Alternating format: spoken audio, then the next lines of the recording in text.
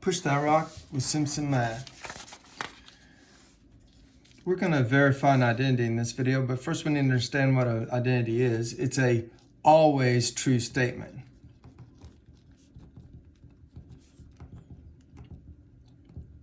So, within some larger context.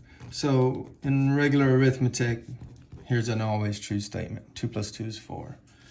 In algebra, we learn this identity very quickly, that the difference of two squares is the product of a pair of conjugates. Okay?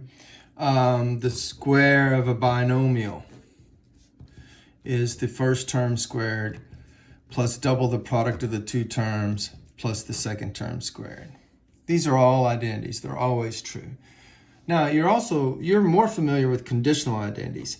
That's an equality that, or it doesn't have to be an equality, but it could be, here's an identity. It's not an equality. 5 is greater than 1 plus 1. That's true all the time. 5 is greater than 1 plus 1. But sometimes it's only true based on a condition. Here, if I subtract 3 from both sides, I see what the condition is. It's the condition that x be 1. This is x plus 3 equals 4 if and only if x is 1. So that's conditional. That's not what we're talking about in this video.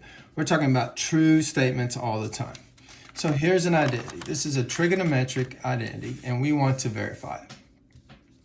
Cosecant theta minus the product of cosine theta and cotan theta will equal sine theta. Now, to verify this, you have to pick one side and deal with that one side only. You can't start doing like we did here and subtract 3 from both sides. Can't do that, because if you do that, you're saying it's conditional, but it's not. You're supposed to verify that it's not conditional, that it's always true. So what you do is you pick one side and you deal with it only. So I'm going to pick the left-hand side. Now you say, which side should you pick? Well, that's a judgment call. But usually you should pick the one that has more terms, the one that looks busier. So I picked this side. It has more terms than the right side. So LHS just stands for left-hand side of the identity. Okay. Now what I'm going to do is a series of algebraic and trigonometric substitutions and maneuvers that do not change the value of this side. As long as it doesn't change the value of the side each time, and I must justify that fact on the side, then everything should be legal until I should arrive at this in the end. Now, the very first thing I'm going to do is a trigonometric substitution. I'm going to say that cosecant theta is the same thing as 1 minus sine theta. Why can I do that? Well, that's an identity we've already established in class called the reciprocal identity. I'll just put ID for identity. So the reciprocal identity says that cosecant theta is equal to 1 over sine of theta. Okay, so I can substitute cosec theta with 1 over sine theta. Now I'm going to try that trick again, only this time I'm going to use the quotient identity. Yeah, the quotient identity. What does the quotient identity say about cotangent? Cotangent is equal to cosine theta over sine theta. Okay, so I'm going to change cotangent to cosine theta over sine theta. Now I'm going to do an algebraic maneuver and admit that cosine times cosine, something times something, is equal to that something squared. And so I have cosine squared theta over sine theta. Yeah, we put the square there. Instead of writing cosine theta quantity squared, we put the square as a superscript between cosine and its argument. So this is, you read this cosine squared theta. Now I'm going to factor. I'm going to factor out the common factor. So I'm going to take out this 1 over sine theta. So that means you're dividing. You divide this by this. Well, that gives me 1, because anything divided by itself is 1. I divide this by this. Well, that gives me cosine squared theta. Now, anytime you factor, just re-multiply in your head and see if you did it right. This times 1 is, of course, this.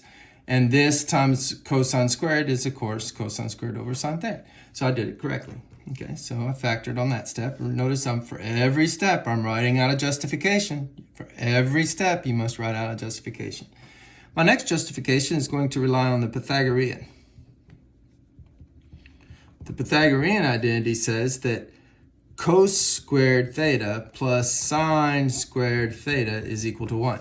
You know, because in the unit circle, x squared plus y squared equals 1, and cos is x and sine is y. So this is kind of an obvious identity that we proved earlier in the semester, so we can rely on it. Now I'm going to subtract cosine squared from that side over there. So this is one we're relying on, we're not proving, so we can subtract from both sides, because we already know this one. So sine squared is the same thing as 1 minus cosine squared. So in this proof, I can replace 1 minus cosine squared with just sine squared. So I have 1 over sine theta, and it's being multiplied by, instead of 1 minus sine squared, cos squared, I'm going to put sine squared theta. So now I'm going to use another algebraic identity.